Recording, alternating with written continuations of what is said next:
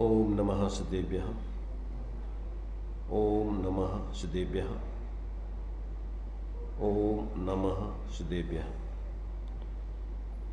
मंगलम भगवान वीरो मंगलम गौतमो मुनि मंगलम कुंद कुंदाद्यो जैन धर्मोस्तु मंगलम सर्वमंगल मांगल्यम सर्वकल्याणकारकम प्रधानम सर्वधर्माणां जैनं जयतु शासनम जैनं जयतु शासनम सकल विभाव अभाव कर किया आत्मकल्याण परमानंद सुबोधमय नमो सिद्ध भगवान आत्मसिद्धि के मार्ग का जिसमें सुभग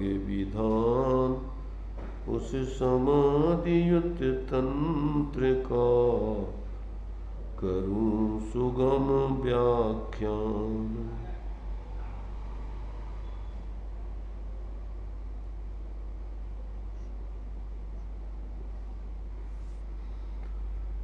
चर्चा अपनी 61 नंबर के श्लोक के माध्यम से चल रही है। इसमें जो अज्ञानी प्राणी हैं वो शरीर के प्रति अनुग्रह और निग्रह बुद्धि रखते हैं, क्योंकि शरीर अचेतन है, जानता नहीं है। उनकी यह बुद्धि वास्तव में अविवेकपूर्ण है, ऐसा यहाँ बता कर के ज्ञानी वास्तव में इन शरीरों में अनुग्रह और निग्रह आदि की बुद्धि ना रख करके सहचरभूत इस शरीर को अपनी आत्माराधना में परमार्थ से न बाधक है न साधक है ऐसा जानते हुए अपनी स्वरूप आराधना करते हैं। इससे पृथक अपने चेतन स्वरूप आत्मा को समझकर, और जब तक उनकी पूर्ण वितराग दशा नहीं होती है तो निचली भूमिका में शरीर के निमित्त से जो परिणामों का निमित्त नैमित्तिक संबंध बनता है उससे अपने परिणाम किसी प्रकार से विचलित ना हो, इसमें जुड़े ना, तो उसके लिए सहज रूप से वह शरीर को भोजन आदि देकर, जिस प्रकार से ड्राइवर साथ में रहने वाली गाड़ी को चलाने के लिए काम में लेता है तो उसके लिए पेट्रोल आदि डालता है, उसका रिपेयरिंग आदि भी करता है। तो ऐसे ही ये सहचरभूत शरीर की व्यवस्था व्यवहार से उपचार से बनाते हुए अपने परिणामों की कमजोरी बसात, क्योंकि हमारी कमजोरी से ही इसके निमित्त से अब जुड़ करके परिणाम बिगड़ते हैं, शिथिल आदि होते हैं। यदि इसकी कमजोरी आदि होती है तो इसमें उपयोग बार बार जाता है, तो उस निमित्त से वो शरीर के लिए भोजन आदि देते हैं, परंतु वो एकमात्र अपनी आत्माराधना करने का लक्ष्य रखते हुए और एक सहचरभूत इस शरीर को जान करके उसका संयोग आदि यानी उसका भोजन आदि दे करके या उसका जो कुछ भी करने लायक है उस निचली भूमिका में वो संयोग आदि करते हुए और आत्माराधना करते हैं। ऐसा जो है यहाँ पर आचार्य देव इस श्लोक में सिद्ध कर रहे। उसमें अपना कल चर्चा आचार्य पूज्यपाद स्वामी का जो श्लोक था उसकी जो टीका थी सुचंद्र आचार्य देव के द्वारा, और उसमें जो भावार्थ विशेषार्थ दिया था उसके माध्यम से अपन ने विचार किया था। अब इस पे जो है प्रवचन के माध्यम से थोड़ा सरल दृष्टांत आदि देकर थोड़ा उस पर विचार करते हैं। यह सबसे पहला बिंदु है मोही प्राणियों की अचेतन में निग्रह अनुग्रह की बुद्धि। मोही प्राणियों की अचेतन में निग्रह अनुग्रह की बुद्धि। बहिरात्मा की दृष्टि बाह्य में रहती है और उसे बाह्य में ही संतोष हुआ करता है। इस पर आचार्य महाराज खेद प्रकट करते हुए यह बता रहे हैं कि देखो, ये शरीर सुख और दुख को जानते भी नहीं हैं, लेकिन यह प्राणी इन शरीरों में की विग्रह और अनुग्रह की बुद्धि करता है, यह सब अज्ञान का फल है। कृपा तो उस पर की जानी चाहिए जो कुछ जानता हो और हमारी कृपा का आभार मान सकता हो, और दंड भी उसे देना चाहिए जो दंड का अनुभव कर सकता हो और कुछ तकलीफ भी मान सकता हो। जैसे किसी को चलते हुए में किवाड़ लग जाए, किवाड़ के ऊपर का काट सिर में लग जाए, तो क्या किसी को देखा है कि उस काट को दंड दे, उसे पीटे, 2-4 बैक मारे? ना देखा होगा। और कभी देखा होगा तो उसकी गिनती उन्हीं अभिव्यक्तियों की लिस्ट में रख लेना चाहिए। जैसे कि ये संसारी मोही प्राणी इस शरीर आदि में चेतन ना होने पर भी निग्रह और अनुग्रह की बुद्धि करते हैं। कदाचित अगर कोई ऐसा कर रहा हो उसमें समझ लेना कि वो बहुत मूढ़ जीव है, तीव्र कसाई है, अविवेक बहुत अविवेक का की पराकाष्ठा पर है। ऐसे ही जो है यहाँ पर ये जो अज्ञानी जीव इस शरीर के निग्रह अनुग्रह की बुद्धि रखते हुए और उसमें जो है ये मानते हैं कि इससे हमारा माने अनुग्रह और निग्रह आदि हो रहा है, जिससे हमारा प्रयोजन सिद्ध हो रहा है, ऐसा वो अज्ञानी ही मानते, ज्ञानी तो नहीं मानते। निग्रह माने उसको दंड देना, अनुग्रह माने उसके ऊपर उपकार करना, कृपा करना। मूढ़ या नादान की बुद्धि, मूढ़ या नादान की बुद्धि। अचेतन में निग्रह अनुग्रह की बुद्धि वाला प्राणी या तो कोई मूर्ख होगा जो इस अचेतन काट पत्थर को पीट कर मार कर अपने को संतुष्ट कर सकेगा कि इस किवाड़ ने मुझे मारा, दुख दिया, तो इस किवाड़ को भी हमने खूब सजा दे। फिर नादान बच्चा संतुष्ट हो जाएगा। किसी बच्चे के कुछ लग जाए तो माँ उस काट पत्थर को ही 3-4 मुक्के रैपट मारकर बच्चे को प्रसन्न कर देती है। बच्चा सोचने लगता है कि मुझे इस लकड़ी ने दुख दिया तो मेरी माँ ने इस लकड़ी को मार दिया, खूब खबर ले ली। नादान ही इस अचेतन पदार्थों में निग्रह और अनुग्रह की बुद्धि करेगा, किंतु विवेकी इन अचेतन पदार्थों में कृपा और दंड की बुद्धि नहीं करता है। किंतु यह पर्याय मुक्त प्राणी अनादि काल के मोह का रोगी इन बाह्य अचेतन पदार्थों में शरीर में निग्रह और अनुग्रह की बुद्धि करता है। हाँ, इसमें देखिए पुण्य पाप का उदय और साथ में इसकी निग्रह अनुग्रह की बुद्धि का ऐसा निमित्त नैमित्तिक संबंध बनता है। अब उसमें जो तत्व ज्ञान जिनको नहीं है वे संतुष्ट आदि होते हैं अथवा दुखी होते हैं। तो जैसे जीव की पुण्य का उदय आता है और उसके लिए पहले तो क्षुधा भूख लगती है, प्यास लगती है, तो ये तो इसका रोग है, शरीर का एक प्रकार से शरीर की एक अवस्था है। पर चूंकि शरीर में जिसको जितना आसक्ति या लगाव आदि होगा तो शरीर की भूख प्यास आदि से इसके अंदर में ऐसा महसूस होता है जैसे हमें भूख लगाई हो, हमें प्यास लगाई हो। अब उसकी पूर्ति करके फिर ऐसा मानता है कि हमारा पेट भर गया, हमारी प्यास शांत हो गई, अपन सुखी हो गए। तो ये अज्ञानी प्राणियों की व्यवस्था है। और पाप का उदय आया, अब तुम्हारे शरीर में बीमारी आ गई, कुछ भी हो गया, अब वो ठीक नहीं हो रहा है, तो अज्ञानी प्राणी इसमें एकत्र बुद्धिपूर्वक दुखी होता है। साधक व्यक्ति के जीवन में भी अस्थिरता जन जुड़ान तो होता है, परंतु वो शरीर के अनुकूलता से या उसकी व्यवस्था बन जाने से या प्रतिकूलता से या व्यवस्था आदि नहीं बनने से वो उससे दुखी नहीं होता है।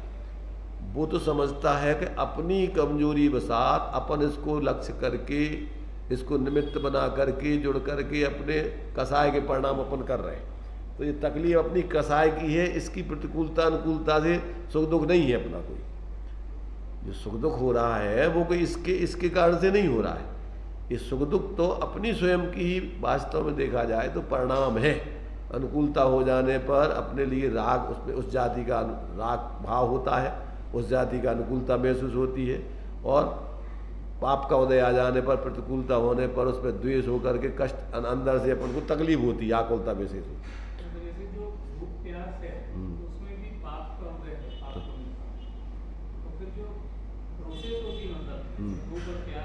हम्म। तो उस प्रोसेस में क्या आत्मा जैसे मतलब जैसे शरीर में पानी कम हो गया, हाँ, वो प्यास का भाव तो जीव के आता है, कैसे मतलब उसका प्रोसेस कैसे? देखो क्या है, एक क्षेत्रावगाही संबंध होने से, अनादिकाल से शरीर में एकत्व बुद्धि होने से जीव को, जो अपन पढ़ते हैं तनोपजत अपनी उपज जानता नशा आपको, ऐसा उसमें एकत्व बुद्धि होने से ऐसे उसको अंदर में मोह से अज्ञान भाव से ऐसा महसूस होता है। यदि उसको अंदर में अपने स्वरूप का भेद विज्ञान हो और स्वरूप की उसकी भीतरागता हो तो उसके शरीर की परिणमन से उसको कोई अंतर नहीं पड़ता, कोई महसूस नहीं होता। परंतु जितना जितना अपना अटैचमेंट शरीर में होगा, जितना जुड़ान होगा, उस जाति का उसको भाव होगा। अब मिथ्या दृष्टि को तो पूरा ही एकत्व बुद्धिपूर्वक का भाव होता है। उसके सुखी नाश से अपना नाश, उत्पत्ति से उत्पत्ति, उसके पाप उदय आ जाने पर, क्षुधा लगने से अपने को भूखा, पेट भर जाने से अपने लिए पेट सुख का अनुभव करना, ये सब पूरा एकत्व बुद्धिपूर्वक होता है। जबकि सम्यक दृष्टि ज्ञानियों को गुणस्थान प्रमाण उसमें भेद विज्ञान होने से एकत्व बुद्धि तो होती नहीं है, और जितना जितना उसके निमित्त से जुड़ान होता है वो अपना ही उसमें कसाय भाव समझता है, अपनी अस्थिरता के परिणामों से अपन जुड़ रहे हैं। वो कोई शरीर के परिस्थिति बनने से हमारे सुख दुख आदि का भाव नहीं बन रहा है, या हमारे लिए कोई परिणाम नहीं हो रहा है। हमारा परिणाम स्वतंत्र हो रहा है और इसका परिणाम स्वतंत्र हो रहा है, ये दोनों की स्वतंत्रता है। परंतु इतना घनिष्ठ संबंध है निमित्त नैमित्तिक, टोडरमल जी कहते हैं कि जीव को इसमें कर्ता कर्म पने की बुद्धि हो जाती है। हाँ, जैसे मुनिराज है वो एक बार भोजन और जल ग्रहण कर लेते हैं, और जो अपनी दशा है ग्रस्त में तो अपन दिन भर खाना और दिन भर पानी पीना और वो दिन भर प्यास लगती है। तो वो ये तो हम ये कह रहे हैं कि देखो महसूस तो मुनिराज है, तो मान लीजिए शरीर में मान लो गर्मी का मौसम है तो महसूस तो उनको भी होता है, परंतु उनको उस जाति की कसाय नहीं है या उस तरह लक्ष्य नहीं है, तो अब वो होने पर भी उस तरफ उपयोग नहीं जाएगा। परंतु जब अपन उसमें जुड़ते हैं, जब उसमें उपयोग जाते हैं, अपन भी काम में व्यस्त हो तो पता नहीं पड़ता, गर्मी का मौसम हो, प्यास लगी, भूख लगी, पता ही नहीं पड़ता, अपना ध्यान नहीं है तो। परंतु जब अपन उस पर ध्यान देते हैं, जुड़ते हैं, तो महसूस होता है।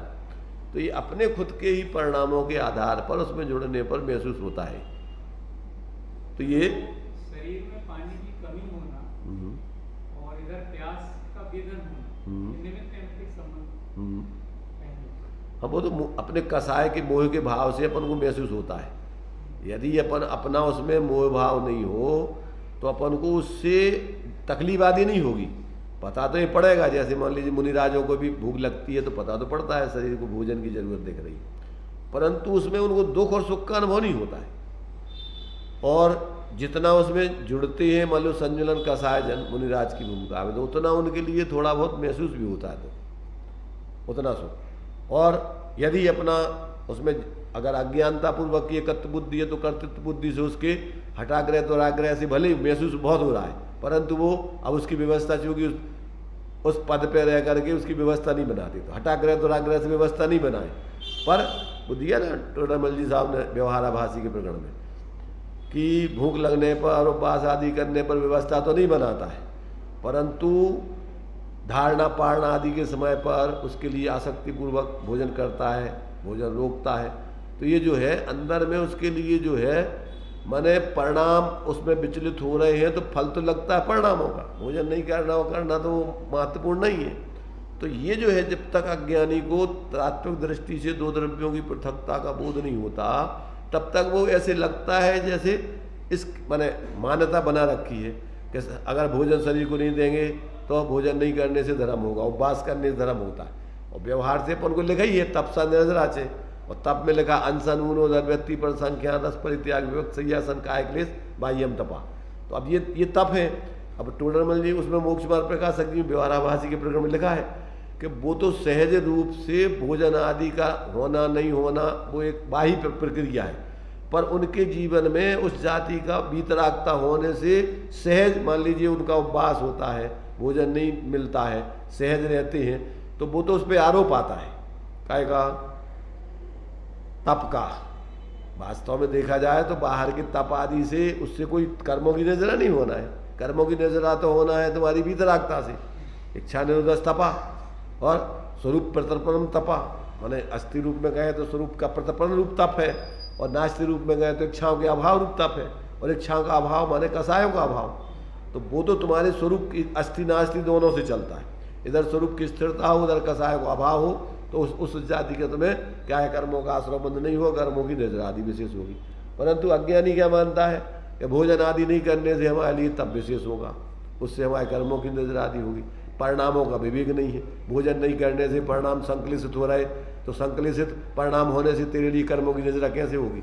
और अगर भोजन नहीं करने से संकलित परिणामों से कर्मों की निद्रा होती है तो सबसे ज़्यादा त्रियंचों की व्यवस्था बनती है, उनको भोजन आदि नहीं मिलता है, संकलित होते रहते हैं, तो उससे तप होने चाहिए उनको। तो ऐसा तो है नहीं तब कि तब भोजन छोड़ने से और परिणामों का विवेक। अगर तुम वास्तव में तप मानते हो परिणामों से, तो अपने शुद्ध भावों से कर्मों की निद्रा होती है, शुद्ध भावों से कर्मों का आश्रय बंद होता है, मूल तो वो है विवेक। तो वो जिसको तत्व का ज्ञान नहीं होता है तो वो ऐसा औपचारिक कथन को पारमार्थिक मान लेता है, और भ्रमित होकर के वो क्रियाओं पर ध्यान है, बाहर के पदार्थों ग्रहण त्याग पर ध्यान है, परिणामों पर ध्यान नहीं है। और ये जो है उसका जो है वास्तव में तत्वों का विवेक है, क्योंकि जीव को तो फल मिलता है अपने परिणामों का, और उसी परिणामों के कारण से उसके लिए जो है वास्तव में बाहर के पदार्थों पर तो एक आरोप मात्र आता है। ऐसा जब तक व्यक्ति को तत्व ज्ञान नहीं होता है तब तक वो शरीर के निग्रह अनुग्रह आदि की बुद्धि रख करके उन्हीं में ध्यान रखते हुए और उससे संतुष्ट आदि होता है। तो ऐसा जो है कहते हैं ये अज्ञानी जीवों के इस प्रकार के भाव है, बाल बुद्धि के भाव है इस प्रकार। भूख प्यास का कारण शरीर, भूख प्यास का कारण शरीर। भैया इस शरीर की कितनी भी खुशामद करो पर यह कृतज्ञ नहीं हो सकता। पहली बात तो इसमें जान ही नहीं है, दूसरी अपनी प्रकृति के अनुसार ये दुख का ही कारण बनेगा, सुख का कारण नहीं हो सकता है। देखो जितने भी क्लेश होते हैं हम आपको उन सबका कारण यह शरीर है, मुंह में ना माने यह बात दूसरी है, क्योंकि शरीर में आत्मबुद्धि है, या यूं कह लो कि संसार से संबंध में ही चैन मानी जा रही है। कितने कष्ट हैं उन कष्टों को गिन गिन कर निर्देशन करके सामने रख लीजिए। क्या क्या कष्ट हुआ करते हैं, भूख लगती है तो उसमें भी शरीर का कारण पड़ा या नहीं। शरीर है, पेट है, भीतरी रचनाएं हैं, क्षुधा होती है, और शरीर ना हो केवल यह आत्मा हो तो किसे भूख लगेगी। जब यह अमूर्त है, ज्ञानानंद स्वरूप है, भावात्मक है, तो भूख नाम की चीज क्या। प्यास लगे तो उसमें भी यह बात घटा लो कि शरीर ही उसका कारण पड़ता है। कुछ भी क्लेश हो उसमें भी यह कारण यह शरीर ही तो पड़ा। हाँ, तो यहाँ पर जो है ये बता रहे हैं कि निमित्त की दृष्टि से जब भी जीव को इस प्रकार से जो महसूस भूख प्यास आदि का होता है, रोग शोक आदि होते हैं, तो ये सारे के सारे उसमें शरीर कारण बनता है। अब चूंकि शरीर तो अचेतन है, वो जानता नहीं है, ना सुख जानता, ना दुख जानता, ना भूख जानता, ना प्यास जानता है। ये सारा का सारा अनुभव करने वाला तो जीव ही है। अब वो जीव मोह के कारण से करता है। अब ये कह रहे हैं कि मोह नहीं हो जिसको, तो ये बात अलग है कि उसके लिए आत्मबुद्धि होने से ये सब महसूस नहीं होता इस प्रकार। एक तो जीव का मोह, फिर उसका उपयोग में जुड़ान, मैंने उसका पहले तो ज्ञान में जो उसके शरीर का परिणमन आदि हो रहा है, स्थिति बन रही है, उसमें अपने ज्ञान से जुड़ना, और जुड़ करके फिर उसमें मोह से मानना, जानना, और उस प्रकार से सुखी दुखी होना। तो ये सारी चीज़ें तुम्हारे अपने परिणामजनक आत्मिक है। वो तो मात्र उसके लिए आप जो भी उसकी परिस्थिति बन रही है उसको आप निमित्त बना रहे हैं। तो ये जब तक जीव को अंतर में भेद विज्ञान करके अपने आत्मा का ज्ञानात्मक रूप में अनुभव नहीं होता और अपने स्वरूप की स्थिरता नहीं होती, तब तक अपने परिणामों का और शरीर आदि के निमित्त नैमित्तिक संबंध आदि का मैंने उसके लिए पता ही नहीं पड़ता है। वो बिल्कुल पूरे एकत्व बुद्धि करके बिल्कुल जैसे भूख लगती है तो बिल्कुल ऐसे जैसे हमें को बिल्कुल हम भूखे ही हो गए, प्यास लगती है तो जैसे हम ही प्यासे हो गए, और भूख मिट गई तो ऐसे लगता है जैसे हम ही ने भोजन कर लिए संतुष्ट हो गए। तो ये बिल्कुल पूरा का पूरा एक मेघ, जैसे तन उपजत अपनी उपज तन न सता आपको नाश, ऐसे ही भूख लगने पर अपने को भूखा और भूख मिट जाने पर अपने लिए मिटा हुआ भूखा, मतलब पेट भरा हुआ, ऐसा पूरा अनुभव वो एकत्व बुद्धि पूर्वक ही करता है। जबकि ज्ञानियों को ऐसा नहीं होता है। जितने अंशों में उनके भीतर आता है सम्यक दर्शन ज्ञान में भेद विज्ञान चल रहा है कि शरीर है ये तो अपने से भिन्न है, संयोग रूप है, और इसमें जो जुड़ान हो रहा है वो कितना जुड़ रहे हैं तो वो बराबर उनके अंदर जो है एक प्रकार से 24 घंटे उनके शरीर के निमित्त आदि से, संयोग के निमित्त आदि से जो अपने अंदर अस्थिरता जन राग देश होते हैं, बराबर उनके ज्ञान में वो थर्मामीटर चलता रहता है। वो अपनी सीमा से बाहर जाकर के उसमें मैंने गुणस्थान प्रमाण, उसमें एकत्व बुद्धि आदि तो होते नहीं है, परंतु वो रागादिक भी उसका उस जाति का नहीं होता है। मैंने जैसे अविरत सम्यक दृष्टि है तो अनंतानबंदी जन उसमें रागादिक मन धारा प्रवाह चलते रहे, ऐसा नहीं होता है। थोड़े समय चलेगा पर साथ में भेद विज्ञान ज्ञान में चल रहा है कि अपन उसमें कितने जुड़ रहे हैं, और फिर बीच बीच में वो तत्व अभ्यास के बल से, स्वरूप के बल से वो संस्कार क्षीण भी करता रहता है, धारा प्रवाह उसमें तो जुड़ा नहीं रहता है। तो ये जो है ज्ञानियों के जीवन में ऐसा बराबर शरीर, उसमें होने वाली परिस्थिति, अपना जुड़ान और उसमें भेद विज्ञान, और साथ साथ अपनी कितनी कितनी वीतरागता, उसमें अपने स्वरूप की स्थिरता चल रही, वो सब चलता ही रहता है। तो एक साथ बहुत सारे कार्य हो रहे हैं, पर उसमें सम्यक ज्ञान में बराबर सबका खाता यथार्थ रूप से वो भाषित होता रहता है। उसमें भ्रांति जन एकत्व बुद्धि पूर्वक का उसका सारा सब मिला करके एक में एक, जैसे जानवर जो है घास और अनाज आदि को मिला के खा लेता है, ऐसा जो है पर का परिणमन, अपने राग आदिक का परिणमन, अपने ज्ञान स्वभाव का परिणमन और वीतरागता का परिणमन इत्यादि रूप से वो सबको एक में करके नहीं जानता, बराबर सबका एक एक का अलग अलग उसके ज्ञान में सब बरतता रहता है, वेद विज्ञान में जैसा जानना चाहिए। उसी प्रकार ठंड गर्मी जीवन मरण आदि भी क्लेश का कारण शरीर ही बनता है।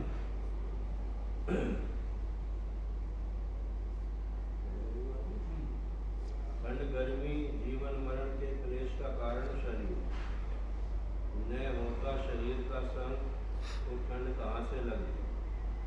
भाव आत्मा का मोह चैतन्य स्वरूप इस आत्मा में ठंड का प्रवेश नहीं होता है।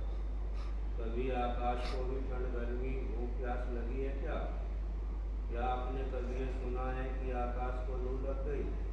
तो जैसे आकाश को ठंड गर्मी भूख प्यास लू आदि नहीं लगती, ऐसे ही आत्मा में जो आत्म स्वरूप है उसकी बात कह रहे हैं।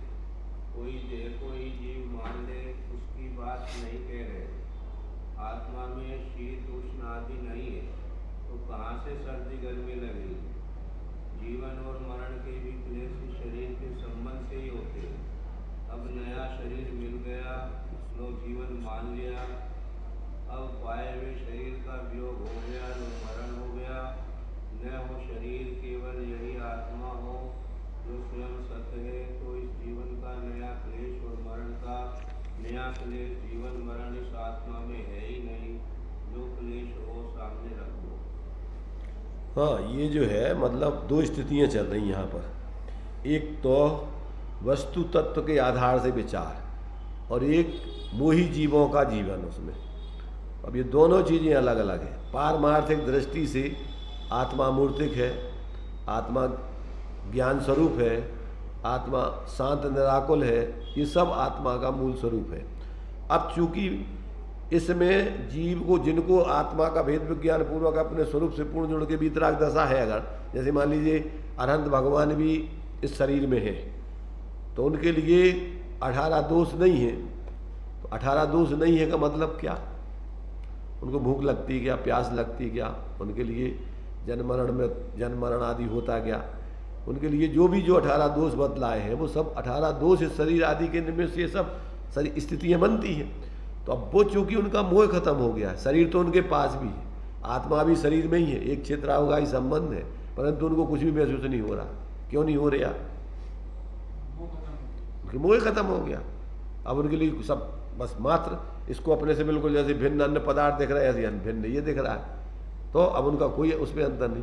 अब इसमें साधकों के भेद विज्ञानी जीव के भी जितने जितने मोह क्षीण होता गया है, उतना उतना वो अप्रभावित है, और अस्थिरता जन्य जितना जुड़ान होता है बराबर उसका उनके ज्ञान में भेद विज्ञान बढ़ता है कि अपन उसमें अभी कितने प्रभावित हो रहा है पर से। वो पर से प्रभावित हो रहा है मतलब पर नहीं प्रभावित कर रहा है, हम स्वयं ही अपनी कमजोरी से उसमें जुड़ करके प्रभावित हो रहे हैं। तो वो अपनी गलती समझता है, और वो जो है उस गलती को दूर करने के लिए बराबर अपने तत्वाभ्यास करता है, स्वरूप का आश्रय करता है। धीरे धीरे जितना जितना आत्मबल बढ़ता जाएगा उतना उतना वो उसका प्रभावितपना खत्म होता जाएगा। अब ये जो है, ये जब तक जीव को इस प्रकार से पहले तो तत्वाभ्यास करके, पहले तो ये अब अज्ञान दशा में अनादिकाल से मिथ्या दशा चल रही, तो पूरा का पूरा तन्मय होकर के वो तो जब अभ्यास विचार नहीं करे तो उसमें दिया इन्होंने द्रव्य दृष्टि प्रकाश में कि मिथ्या दृष्टि, तत्व ज्ञानी मिथ्या दृष्टि, एक मोही मिथ्या दृष्टि और एक सम्यक दृष्टि। 3 जीव हैं। कौन कौन से? एक मोही बिना तत्व ज्ञान के अज्ञानी जीव, एक तत्व ज्ञानी मिथ्या दृष्टि और एक सम्यक दृष्टि। तो कहते हैं कि मोही जीव का तो भेद विज्ञान है ही नहीं, तो ना तो उसको शरीर से, आत्मा से भिन्न शरीर आदि भाषित होता है और ना उसका तत्व ज्ञान है, सो विचार आदि करता है। वो तो धारा प्रवाह बिल्कुल शरीर की क्रिया और अपनी क्रिया आदि को ये कहीं मान करके 24 घंटे जीता है। वो धारणा में भी वही बनाता रहता है। अब तत्वज्ञानी की बात क्या होती है कि तत्वज्ञानी पहले तो जुड़ जाता है, परिस्थिति आने पर पहले तो जुड़ जाएगा और इसके बाद तत्वज्ञान के हिसाब से फिर विचार करके उससे हटने का विचार करता है। तो उसके लिए दृष्टांत दिया उन्होंने कि तत्वज्ञानी की बंद तिजोरी है, तो उसको ताला खोल करके खर्चा करना है तो पहले मैंने ताला खोलना पड़ता है, इसके बाद में वो खर्चा कर पाता है उसमें से। सम्यक दृष्टि की खुली तिजोरी है, जितना खर्चा करना है वो बराबर खुली उतना खर्चा करता रहता है। मिथ्या दृष्टि की तो क्या है, तिजोरी पूरी की पूरी बंद ही है, उसके पास तो चाबी नहीं है, तो वो तो खर्चा वर्चा करने का उसमें सवाल ही नहीं। तो मतलब मिथ्या जो तत्वज्ञानी मिथ्या दृष्टि है वो पहले क्या करता है, परिस्थिति में एकत्व बुद्धि करके जुड़ जाता है और बाद में वो तत्व ज्ञान के बल से विचार करके उससे फिर हटने का या उसका भेद विज्ञान करने का प्रयत्न करता है। थोड़ी मंद कसा आदि होती है, सर्वथा तो पूरा उससे अलग होकर के वो भेद विज्ञान होता नहीं उसको। तो ये जो है यहाँ पर अपन को कि ज्ञानी जीवों के जीवन में तो जो आत्मा का मूल स्वरूप है वो ज्ञान श्रद्धान में तो बराबर वैसे ही है। अब आचरण में उनके जितना जितना स्वरूप की स्थिरता उतना उतना प्रभावित होते हैं और जितनी जितनी कसा है उतना जुड़ते हैं। ज्ञान में भेद विज्ञान बढ़ता है, उसमें एकत्व बुद्धि नहीं होने देते और बराबर तत्व ज्ञान के बल से उतनी तीव्रता से वो मिथ्या दृष्टि में जैसे जुड़ते भी नहीं, इसलिए उनको उस जाति के परिणामों से कर्मों का आश्रयबंध नहीं होता, उतनी आकुलता भी नहीं होती।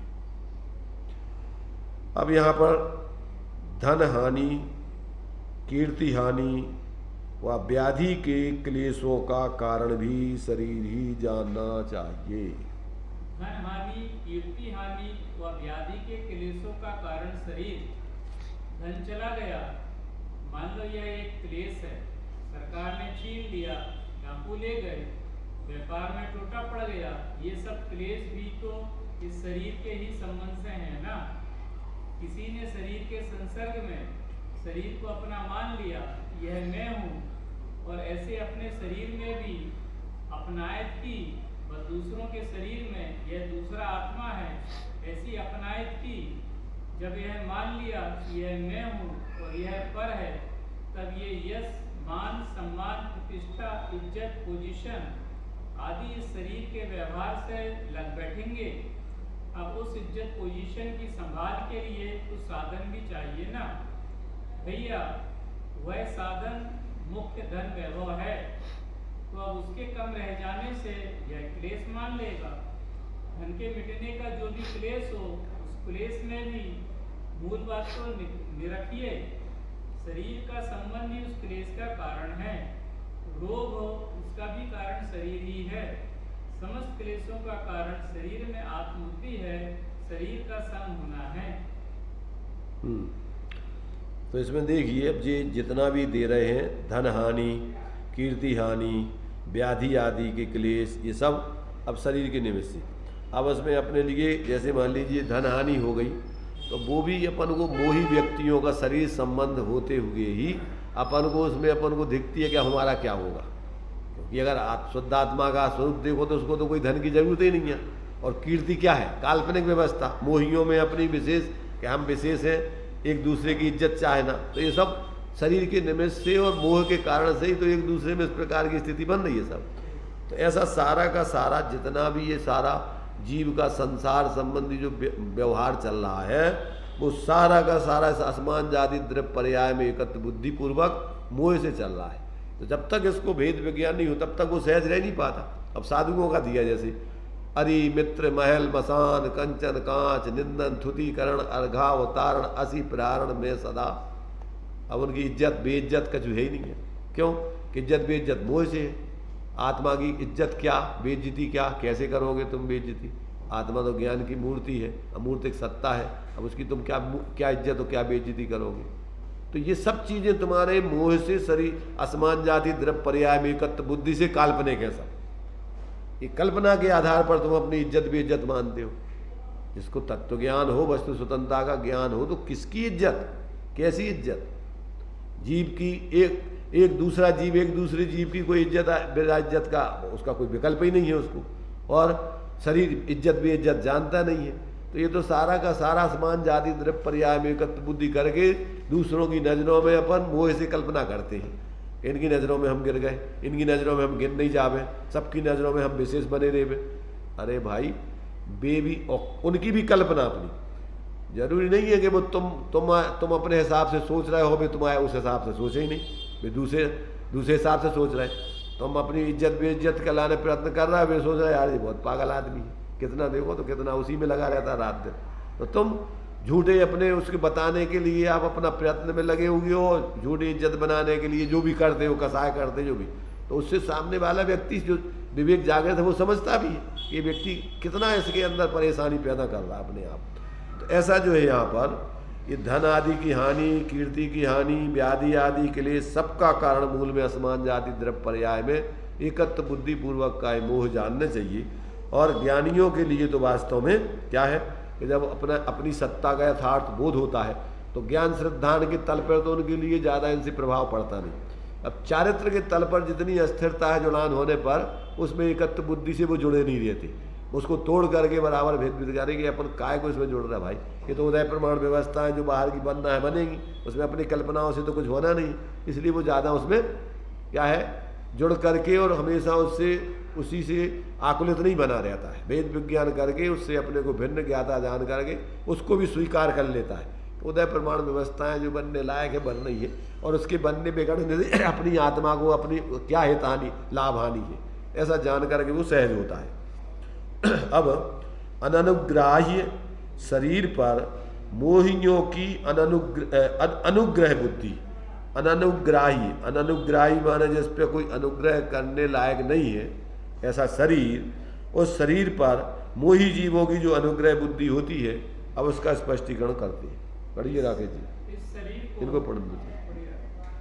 इस शरीर को ये मोही जन कितना पोषते हैं, ये देखकर खुश होते हैं कि मेरा शरीर कितना बलवान है, अब इतना गठीला हो गया, चपटी नाक हो और एन में अपना एने में अपना मुख देखे, एने माने दर्पण में तो थोड़ी गर्व की रेखा आ जाएगी, मैं बड़ा रूपवान हूँ।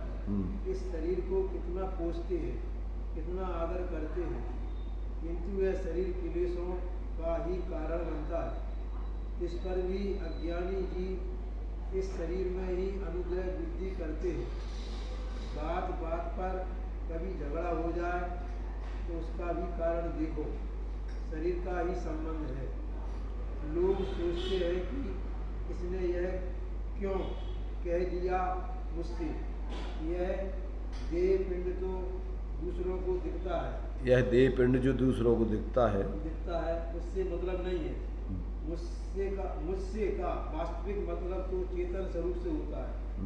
इस चेतन स्वरूप में तो बात नहीं पहुंचती, और फिर जिसको यह प्रतीति हो जाए कि ऐसा मैं अमूर्त तत्व हूँ, उसको तो इस चेतन तत्व की ओर से एक भी कल्पना न उठेगी। यह जीव इस शरीर में आत्मबुद्धि किए हुए है, इस कारण इस शरीर पर अनुग्रह बुद्धि करता है।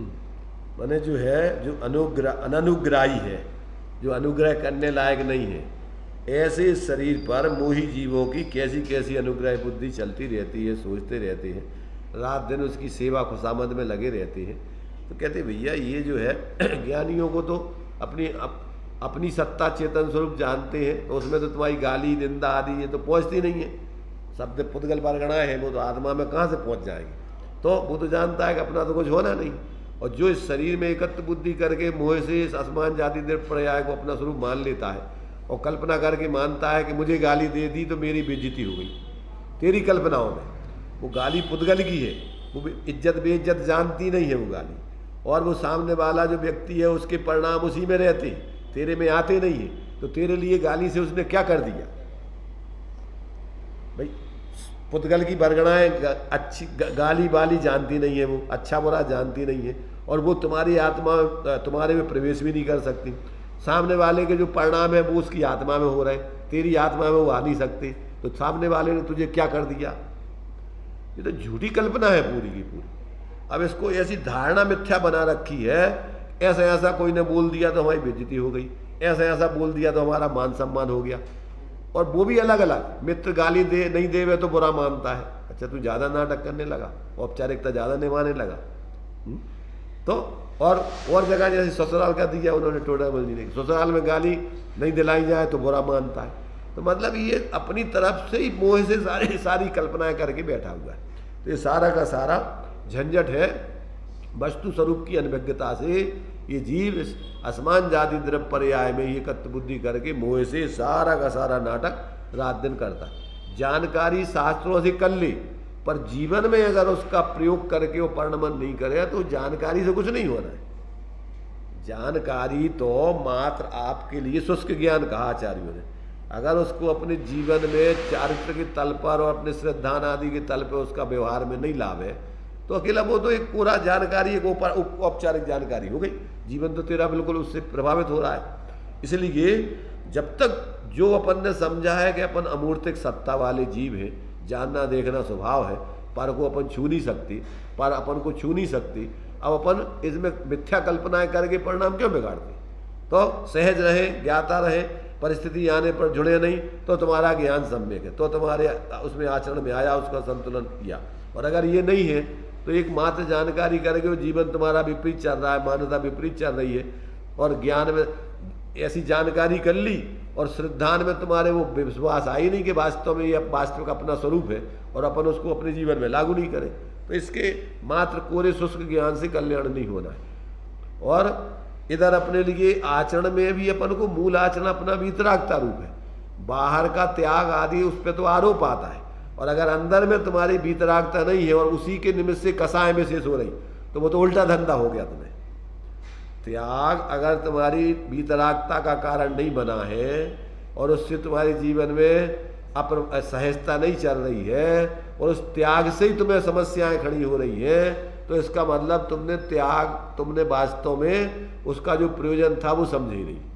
वो त्याग का प्रयोजन तो था कि तुम अपने बाहर के उन विकल्पों से हट करके अपनी स्वरूप आराधना करते, तो स्वरूप आराधना तो नहीं की और उस त्याग का अहंकारों कर लिया, जबकि वो त्याग तो तुमसे भिन्न था ही।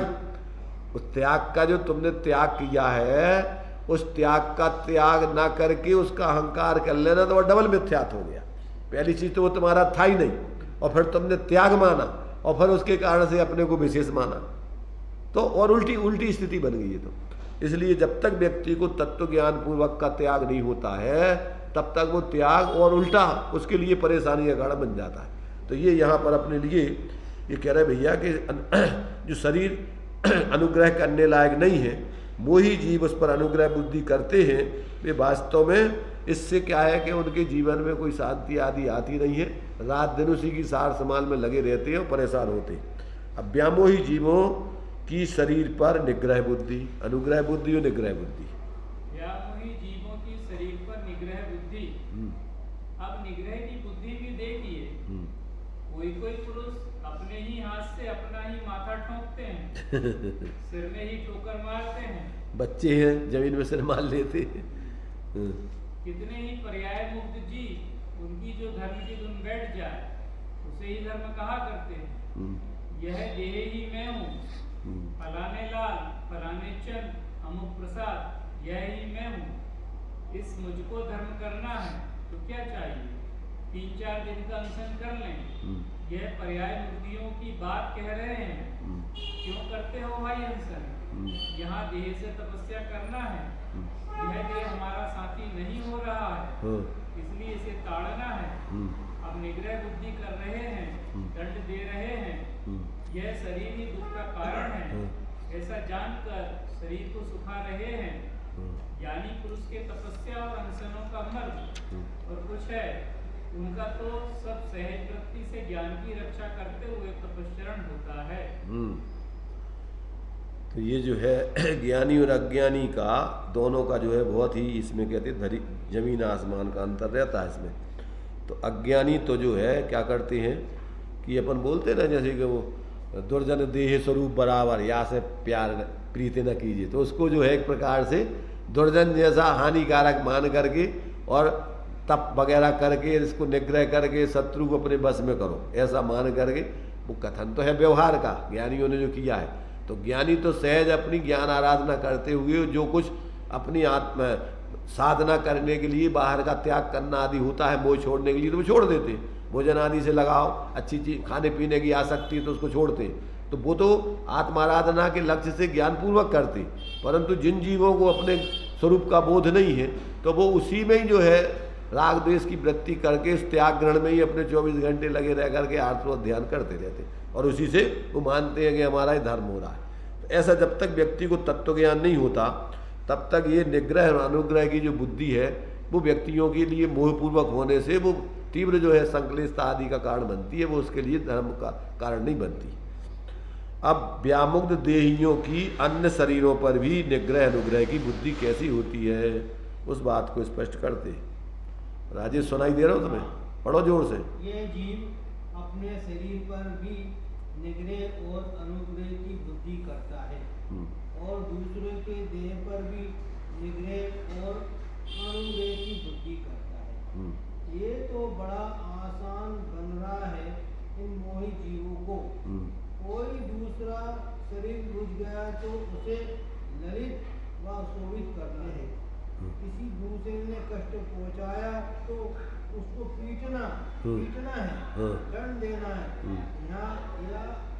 या जान तक ले लेनी है, ये निर्णय व यत्न बन जाता है। अब ये जितनी आत्महत्याएं मैंने जो हत्याएं कर देते हैं, पति पत्नी पत्नी को मार डालती है, पति पत्नी को मार डालता है और पत्नी पति को मार डालती है। जब उनके जो है उनके कसायों का या उनका पोषण नहीं होता, उस शरीर से उसका अनुग्रह नहीं हुआ तो उस शरीर से उस शरीर को ही नष्ट कर देते। शरीर के नष्ट कर देने से वो सोचते हैं ये अपन ने बदला ले लिया, मतलब वो उस शरीर को ही वो जीव मानते हैं। वो नहीं मानते कि इसका जीव अलग है वह शरीर अलग है। ये शरीर क्या जाने, इसके नाश करने से इसकी आत्मा थोड़ी मर जाएगी कोई। तो ये जो है अज्ञानी जीव तो शरीर में ही निग्रह अनुग्रह अगर प्रसन्न हो गया उसके शरीर में तो बढ़िया सजा करके, जैसे पत्नी है और बढ़िया कपड़े वपड़े ला करके सारी व्यवस्थाएं बना करके उसको उसके ऊपर जो है अनुग्रह करके और प्रसन्न होगा। तो ये सब चीज़ें जो है अज्ञानता में जीवों के सब चलती रहती हैं, ज्ञानी जीवों का ऐसा नहीं चलता। क्या है निग्रह बुद्धि होना? ये देह जिन पर क्रोध किया जा रहा है ये क्या कुछ जानते हैं? नहीं जानते। फिर भी किसी के द्वारा किसी को कष्ट पहुंचता है, बदला लेने में उस देह को ताड़ करके उसकी जान लिया करते हैं। वे देह तो कुछ जानता ही नहीं है। उस अचेतन देह को ताड़ने से उस मलिन जीव को वस्तुतः क्या दंड मिला? रहा भीतर का आत्मा, उसको दंड देना चाहते हो तो देखिए आत्मा को दंड देने का क्या साधन है? उसमें मुख के तमाचे लगाना नहीं है या उसे गालियां देकर या खूब पीट कर चाहो कि उसको दंड मिल जाएगा, ये नहीं है। दंड का अर्थ ये है कि फिर ये दोष ना कर सके ऐसी स्थिति बना देना, इसी का नाम तो दंड है। उस मनुष्य में उसकी आत्मा में फिर ये दोष ना आए, इसका उपाय तो वात्सल्य है, ज्ञान देना है। उसके अनुकूल बनकर यानी हितैषी बनकर ऐसा व्यवहार करो जिससे उसको विश्वास हो जाए और फिर उसे शिक्षा दो, उसके दोष मिटेंगे। ये बताओ कि क्या उपाय हो सकता है कि उसको पीड़ा फिर दोबारा ना हो। हाँ, मतलब ये कह रहे हैं कि अगर तुम्हारे लिए वास्तव में देखा जाए सामने वाले जीव को अगर उसका सुधार करना है या उसको दंड देना है तो दंड देने का मतलब क्या दंड देने का मतलब ये है कि उस व्यक्ति में जो अपराध वृत्ति है वो अपराध वृत्ति छूट जाए उसकी, उसकी अपराध वृत्ति छुड़ाना है तो उस व्यक्ति के अनुरूप होकर के उसको ये विश्वास हो कि ये हम जो भी कह रहे हैं या कर रहे हैं ये हमारे हित में है, तो उसको फिर ज्ञान दान दे करके उसको उसके ऊपर वात्सल्य करके फिर उसको सम्यक ज्ञान वस्तु स्वरूप समझाओ, और फिर वो वस्तु स्वरूप समझ करके उस प्रकार का व्यवहार ना करे, प्रवृत्ति ना करे, तो समझो वो है वास्तविक दंड। उसकी कसाएँ छूट जाए, उसका ज्ञान जागृत हो जाए और वो आगे तुम्हारे प्रति जो व्यवहार करता था वो व्यवहार नहीं करे, तो समझो कि हाँ तुम्हारा वास्तव में उसकी सुधार हो जाए। अब उसके शरीर को मारने से, पीटने से, गाली देने से तो उसकी कोई आत्मा सुधर नहीं जाएगी।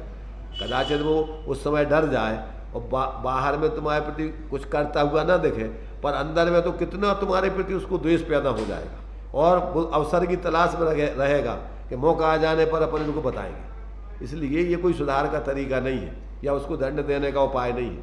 उसको दंड देने का उपाय तो ये है कि उसके लिए बोध कराओ, भेद विज्ञान कराओ कि भैया देखो ये शरीर तुम नहीं हो और अंदर में तुम्हारी आत्मा अनादिकाल से अपने को भूल करके वे सब शरीर में मूर्छित होकर के वे सब दोष कर रही है, तो अब तुम अपने को समझ करके और इस प्रकार का ये परिवर्तन छोड़ के और अपनी आत्मा का हित करो। तो ये है उसका सुधार करने का तरीका, तो ना कि उसको मारना, गाली देना, उसके शरीर के प्रति दुर्व्यवहार करना, ये कोई उसको सुधार करने का तरीका नहीं है, उसके या दंड देने का तरीका नहीं कहलाएगा। ऐसा यहाँ पर जो है विवेकी व्यक्ति तो इस प्रकार वस्तु स्वरूप समझकर सामने वाले को भी सुधार करना है तो विवेक जागृत कराकर उसके अंदर के दोष निवारण करे वो ज्ञानपूर्वक, तो वो सही अर्थों में अब वो आगे उस प्रकार की गलती नहीं करेगा। अब तुम मार करके उसको इस प्रकार का व्यवहार करके तुम सोचोगे ये आगे दोष नहीं करे, तो वो बाहर से कदाचित पाप तुम्हारे पुण्य का उदय हो वो नहीं करे, पर अंदर में तो उसके प्रति परिणाम हो तो विकृति पर चलती रहेगी। और तुम जो इस प्रकार से जो अगर अविवेक पूर्वक उसके प्रति दुर्भाव कर रहे हो, उससे तुम्हें पाप का बंध होगा, तुम्हें आगे फिर परिणाम भोगना पड़ेगा। ऐसा जो है तत्व ज्ञान पूर्वक का जो है व्यक्ति को जब तक परिवर्तन नहीं होता तब तक उसका जो सारा व्यवहार है वो सब मूर्तापूर्ण है, मोहपूर्ण है और वो सब स्वपर के अहित में है, उससे हित नहीं होता किसी का। शरीर की सजावट से जीव में अभ्युदय का अभाव, शरीर की सजावट से जीव में अभ्युदय का अभाव। यह शरीर जड़ है, इसको सुखी रखने से, शोभित रखने से आत्मा का अनुभव नहीं होता। इस शरीर को कितना ही कसो परंतु यह नहीं समझ सकता कि मुझे दंड दिया जा रहा है। इस शरीर पर कितने ही अनुग्रह बुद्धि करें, यह नहीं समझ सकता कि मुझ पर क्रोध किया जा रहा है। आज सुबह देखा ये पुरुष 3 घोड़े लादे जा रहा था, उनमें एक घोड़ा बहुत दुबला पतला था, उसकी हड्डी निकल आई थी पर उसकी सजावट खूब की गई थी। अब आप यह बतलाओ कि उस सजावट से क्या घोड़ा खुश है? अरे वह तो यह चाहता है कि मेरी सजावट में जो खर्च हुआ हो वह घास फूस आदि मेरी खाने चीजों में खर्च कर दिया जाता तो अच्छा होता। उसे तो भरपेट भोजन चाहिए, सजावट से उसे क्या लाभ है? यह तो एक दृष्टांत रूप बात है। यहाँ तो और भी इससे भी तत्व की बात कही जा रही है। हाँ, तो ये जो है माने अपन देखते हैं ना बग्गी में घोड़ों को सजा देते हैं, शादियों में लाते हैं, उनके ऊपर जो है लाद देते हैं, बेचारों को परेशान करते हैं। तो मतलब ये है कि उनको ऐसी श्रृंगार ने सजाने से जैसे उन घोड़ों को कोई लाभ नहीं है, ऐसे ही अपन इस शरीर के श्रृंगारने सजाने और इस पर सब कुछ खर्च करने से इससे कुछ नहीं होना है। जब तक तुम्हें आत्मा की तकलीफ जैसी मिटे वैसा फिर तो नहीं करो, तब तक जो है ये शरीर के रात दिन इसकी खुशामद में अपने जीवन को लगा देने से कोई आत्मा सुखी नहीं हो जाएगा। ऐसा जो है जब तक ये तत्व ज्ञान पूर्वक भेद विज्ञान नहीं हो तो इसकी जो है संपूर्णता के कार्य अनादिकाल से चल रहे हैं। शरीर श्रृंगार से कर्म बंधन का संबंध, ये शरीर तो कुछ भी नहीं जानता है। शरीर को यदि खूब सजा दिया जाए, गहनों से, पैरों से लेकर सिर तक कितने ही आभूषण ला दिए जाएं, आभूषण का सिर पर मेढक, कान में कदैया, नाक में मकड़ी, पैरों में अच्छे ढंग की मछली सी पहन ले, कितना ही कुछ सजा ले, पर उस सजावट से इस शरीर को कुछ चैन मिलती है क्या? काहे को ये सजावट की जा रही है? ये सजावट क्यों की जा रही है? ये सजावट पाप बांधने के लिए की जा रही है। ऐसे ये तो शरीर में हूँ और इसकी सजावट होनी चाहिए। शरीर के सजाने का परिणाम लगा हुआ है और श्रृंगार की और प्रगति है, तो इससे तो पापी बांधा उसने, लाभ क्या लूट लिया। शरीर तो शरीर की जगह है, आत्मा के फायदे की चीज तो ज्ञान भाव है। ज्ञान यथार्थ रहेगा तो शांति रह सकती है। जब ज्ञान गड़बड़ हुआ, विपरीत नहीं, हुआ, जहाँ ज्ञान जहाँ ज्ञान गड़बड़ हुआ और विपरीत हुआ, वहाँ अशांति आ ही जाएगी। यदि आप आनंद को चाहते हो तो ज्ञान साधना में लगना चाहिए। इस शरीर की निग्रह बुद्धि और अनुग्रह बुद्धि से कुछ लाभ नहीं निकलता। क्या कह रहे हैं? देखो, अब ये तो बहुत सारे दृष्टांत दे करके सामान्य जीवों के लिए कि रात दिन अपन 24 घंटे जितने आप ये देखो विलासता की सारी चीज़ें बाजार में बिक रही हैं, ये काय के लिए हैं? सब एकमात्र अपने 5 इंद्रियों के विषयों के पोषण के लिए हैं। वो सब कसाय के पोषण के लिए है। उससे आत्मा का क्या हित है और शरीर का भी क्या हित है उससे? अपन जितने भी रंग रोगन है, जितने भी तुम्हारे लिए अनेक प्रकार की जो शोभा सामग्री है, तो उससे क्या आत्मा को क्या मिलता है और शरीर का क्या हित होता है उससे? मैंने शरीर को लाभ है। एकमात्र कसाय का पोषण, कर्मों का आश्रय बंद होता है इससे। तो जितनी ज़्यादा उसमें आसक्ति लगाओ उतना ज़्यादा कर्मों का आश्रय बंद। तो ये सब अविवेकपूर्ण पूरे के पूरे कार्य हैं। इसलिए अज्ञानी जीव शरीर के श्रृंगार आदि से 24 घंटे कर्मों का आश्रय बंद, उतनी आसक्ति पूर्वक लाग लगाओ, उसमें मोह कर करके परेशान होता है। अब दृष्टांत दिया, जैसे सिर पे जो है वो बेंदा बेंदा रखते ना, तो ये कह रहे हैं इनने जो दृष्टांत दिया ना पहले कि सिर पे मेढक जैसा रख लिया और नाक में ततैया जैसी वो मुगरियाँ पहन लेते ना, तो ततैया जैसी नाक, कान में ततैया जैसी वो कनफूल पहन लिए, नाक में मकड़ी जैसी वो है अपन ने वो लगा दी तो मकड़ी जैसे पैरों में जो है, पैरों में अच्छे ढंग के जो पहन, मछली जैसे भी पहने, छल्ले मल्ले जो पहने जाते थे पहले, ये सब पहन लिए। तो अब इनसे कहते हैं भैया इनके क्या इसमें मजा आ रहा है तुम्हें? बेकार को अपना जोखिम ले फिरो, क्योंकि आदमी जो है तुम्हारा ने पैसों के कारण से इनको लूट लाट कर तुम्हें मारो डालेगा, ले जाएगा मार के। तो ये सारी चीज़ें कहते भैया अज्ञानता पूर्वक की सारी चीज़ें, शरीर जानता नहीं, आत्मा को इनसे कुछ लाभ है नहीं, तो सब मूर्खतापूर्ण कार्य समझो। ज्ञानी की सहज शोभा होती है। ज्ञानी की सहज शोभा, जो ज्ञानी जीव होते हैं उन्हें शरीर की सजावट की मन में आती ही नहीं। ग्रस्त ज्ञानी से लेकर साधु ज्ञानी तक देखते जाओ, ग्रस्तों में भी जो ज्ञानी ग्रस्त हैं, पुरुष हैं और महिला हैं, उनके शरीर के सजावट की मन में नहीं आती है। अब पदवी के अनुसार साधारणतया तो कुछ हो ही जाता है, क्या करें? ग्रस्त को चलाते हुए पुरुष का क्या, कुछ कपड़े ही ना पहने, परंतु कुछ तो पहनेंगे ही। अब उसी को ही कोई शोभा श्रृंगार मान ले तो उसको क्या करें? पर देखो ज्ञानी पुरुष मोटा कपड़ा पहने, बटन खुला भी रहे, कहीं का कलर कहीं जाए तो भी वह शोभा में शामिल हो जाता है। इसका क्या करें? महात्मा गांधी के चित्रों में देखा होगा, कहीं बटन ही नहीं लगा है, कहीं कमीज खुली है, एक तौलिया से लपेटे हुए हैं, यह भी शोभा है। जिस ओर लोगों के समुदाय की दृष्टि जाए वही श्रृंगार है, वही शोभा है। मैंने सिंपल जीवन जिए आदमी तो लोगों का उस पर भी ध्यान जाता है कि जब सारे सजे हुए हों और कुछ व्यक्ति बगैर सजे पहने हुए तो लोगों का उन पर ज़्यादा ध्यान जाएगा। वो जो एक फैशन में चल रहा है तो लोगों को तो तो ठीक है, पर ये देखो तो उस पर मतलब ये है कि ज्ञानियों का सहज जीवन जो जीते हैं वे, जो अपन सादा जीवन, खान पान सादा, तो उससे स्वास्थ्य की अनुकूलता और शारीरिक भी अपने लिए उसमें किसी प्रकार की झंझट नहीं है, खर्चा भी ज़्यादा नहीं है, परिणाम भी विकृत नहीं होते। तो ये जो है कहते ज्ञानियों का जो है जीवन जो भी ज्ञानपूर्वक होता है, बिना कसाय के होता है, तो उसमें उनकी सहजी परिणामों की शुद्धि से उनकी शोभा भाषित होती है और वो सुंदर लगती है।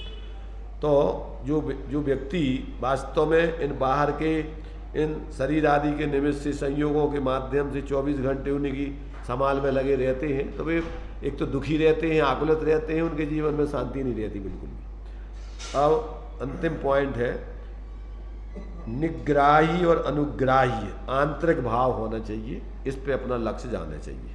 निग्राही और अनुग्राही आंतरिक भाव, यह अज्ञानी जी गुणों से तो अपनी शोभा अपना श्रृंगार नहीं करना चाहता, और वस्त्रों से आभूषणों से यह रंग लपेट लिया, मुख में राख लगा लिया, होठ लाल कर लिया, इन बातों से शोभा श्रृंगार जताना चाहते हैं। किसी किसी पुरुष को भी यह शौक हो जाता है। आचार्य महाराज ऐसे मोहियों की दशाओं पर खेद प्रकट कर रहे हैं कि यह शरीर सुख अथवा दुख भी नहीं जानता है, लेकिन यह मूल पुरुष व्यामोही जी इस शरीर में निग्रह और अनुग्रह बुद्धि करता है। अरे निग्रह करे अपने कसायों का, बुरे विचारों का, और अनुग्रह करे अपने स्वरूप का, ज्ञानादि गुणों का, इससे तो लाभ मिलेगा। भिन्न वस्तुओं में निग्रह और अनुग्रह करने से कोई लाभ नहीं है। हाँ, मूल में जो है यहाँ ध्यान जाना चाहिए कि अपन को अनुग्रह करें तो अपने अंदर में अपने भावों में जो अशुद्ध भाव हो रहे हैं उनका निग्रह करें, और अनुग्रह करें तो अपने स्वरूप का अनुग्रह करके माने उसको ग्रहण करके और परिणामों में अपनी शुद्धि करे, माने सम्यक दर्शन ज्ञान चारत आदि के भाव पैदा करे, शुद्ध भाव पैदा करे, इससे अपनी आत्मा का भला है। और बाहर में अपन अनुग्रह निग्रह की बुद्धि करके 24 घंटे आत्म ध्यान करते रहें तो इससे क्या मिलना है? ना शरीर को कोई लाभ है, ना आत्मा को कोई लाभ है। इसलिए ये अंत में जो इन्होंने सारांश रूप में लिखा कि अगर तुम्हें करना ही है निग्रह अनुग्रह तो अपने आंतरिक भावों का विवेक रख करके उन पर करो कि अपने शुद्ध भावों को प्रकट करो, अशुद्ध भावों का निग्रह करो, अभाव करो, यही वास्तव में तुम्हारे लिए कल्याणकारी है। तो ये जब तक जीव को विवेक नहीं होता है तब चूँकि रात दिन अज्ञान दशा में, मोह दशा में जीव बाहर में ही बस इन्हीं में लगा रहता है शरीर आदि के निमित्त से संयोग के। तो अब उनके लिए बहुत सारे दृष्टांत आदि देकर और एक जानकारी दी है आचार्य देव ने, तो 2 लाइनों में लिख दिया गया। इस प्रकार से जो शरीर अचेतन है, जानता नहीं है, निग्रह अनुग्रह की बुद्धि, ये सब तेरी अविवेकपूर्ण क्रियाएं हैं। ज्ञानियों को जो है इस प्रकार से शरीर आदि पर निग्रह अनुग्रह का भाव नहीं रहता है, वो तो एकमात्र अपने अंदर में अपने स्वरूप का लक्ष्य रख करके अपने पराश्रित भावों का निग्रह करते हैं, स्वाश्रित भावों को प्रकट करते हैं। ये उनके जीवन में बस ये चलता रहता है।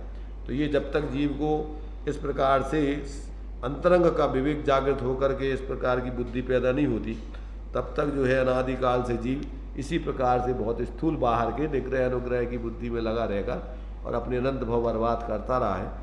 अब कम से कम वो जागृत होकर के समझे अपनी मूर्खता और उसको छोड़े। चलिए,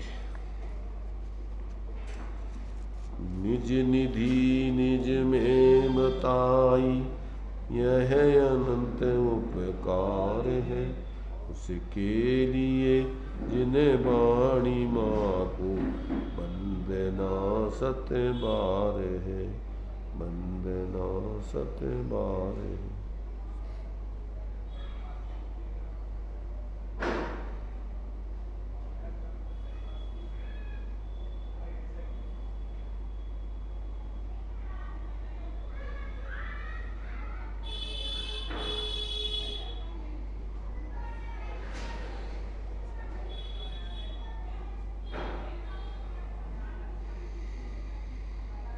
द्वादशांग जनवाणी माता की पंच परमेष्टि।